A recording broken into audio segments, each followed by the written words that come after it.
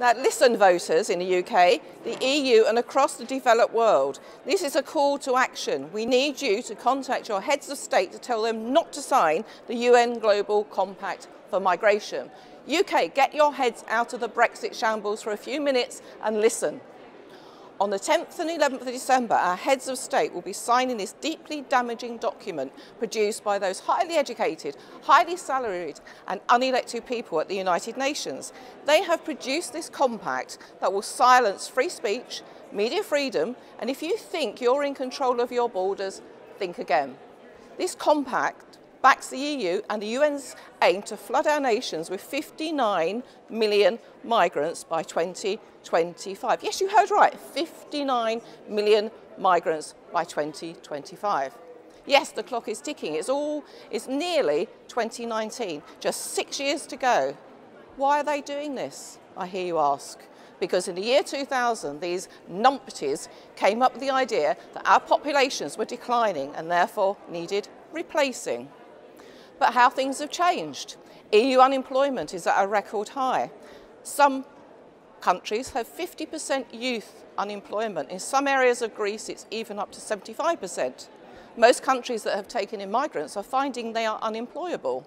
On average, migrants have 13% unemployment, have a 13% employment rate, so are a burden on the state. Even Merkel's immigration spokesman said that up to 3/4 of immigrants will still be unemployed in 5 years, and for many others, we need up to 10 years. The statistics are long and grim.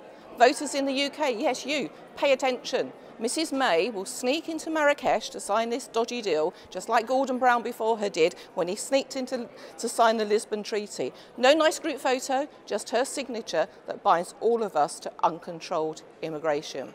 Did you think that we're taking back control of our borders in her Brexit shambles deal? Think again. Remember, the UN and the globalists want to flood our continent with 59 million migrants by 2025. Mrs Merkel is sound on this subject.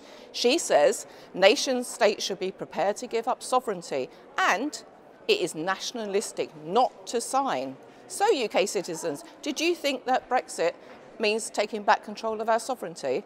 Not with this globalist deal. As the document and the EU states, immigration is inevitable, desirable and necessary. This is after we have poured billions into Africa. Africa is rich in resources. We should be encouraging them to stay at home. Did you know that Africa's population is 1.2 billion? Europe's is 741 million. And did you know that the UK, Europe, China, India and Japan combined could fit inside of Africa? And then there is the Middle Eastern immigration. These two continents pouring into our countries is unsustainable. In the compact, there is no provision for how much this is going to cost. The infrastructure needed, yet they bang on about climate change, sustainability and overcrowding.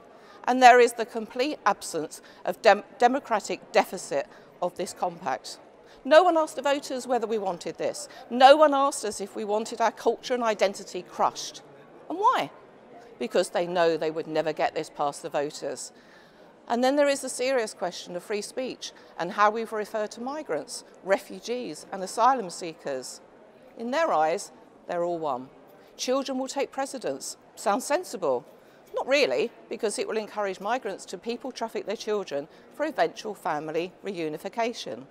We will not be allowed to use the term migrants or illegal migrants. They all become irregular migrants.